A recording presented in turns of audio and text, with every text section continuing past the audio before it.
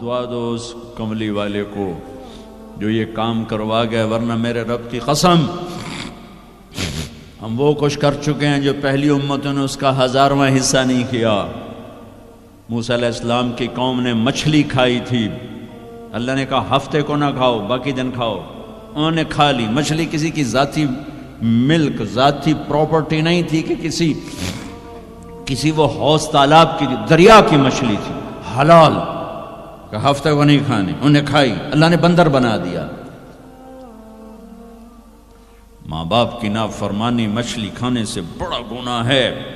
جاؤ دنیا میں پھرو، ماؤں کا حال پوچھو کہ اولاد کے ہاتھوں کس طرح تنگ ہیں۔ تمہیں یہاں تو جو گزرا، میں نے پاکستان کی سنا رہا ہوں، ایک بیٹی ماں کو کہہ رہی تھی بھوک نہیں، اور ماں کے آنسو ایسے گر رہے تھے۔ بیٹی ماں سے کہہ رہی تھی بھوک نہیں، اور ایسے اس کے آنسو گر رہے تھے۔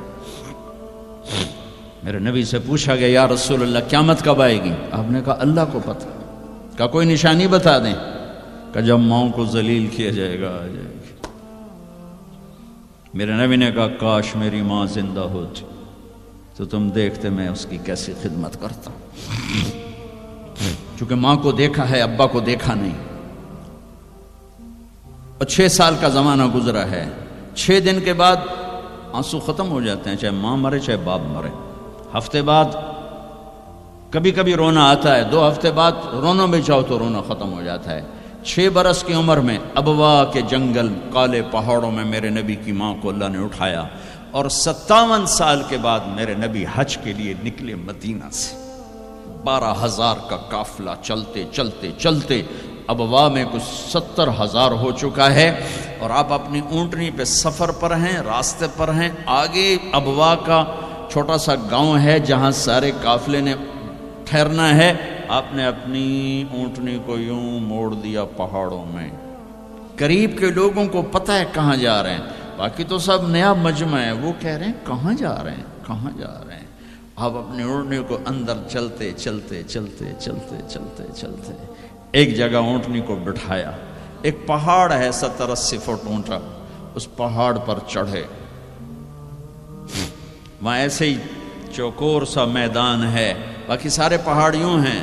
سن 2000 میں بھی اماں آمنہ کی قبر کی زیارت پہ گیا تھا، جو میں وہاں، میں تمہیں کیا بتاؤں،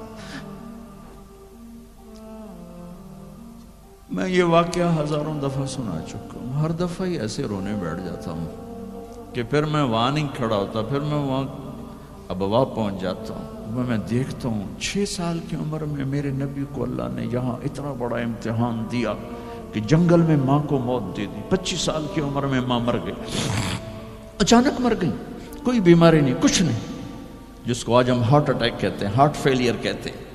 اتنا آخری جملہ کہا کل حی میت و کل جدید بال وقد ولدت طہرا۔ بولا نہیں جا رہا تھا تو بجھتے بجھتے بھڑکتی شمع نے کہا بیٹا ہر زندہ نے مرنا ہے، ہر جوانی نے ڈھلنا ہے، لگتا ہے تیری ماں کا آخر آ چکا ہے، لیکن میں نے ایک بچہ جنا ہے جو سارے عالم کو پاک کر دے گا۔ اور شمع خاموش ہو گئی۔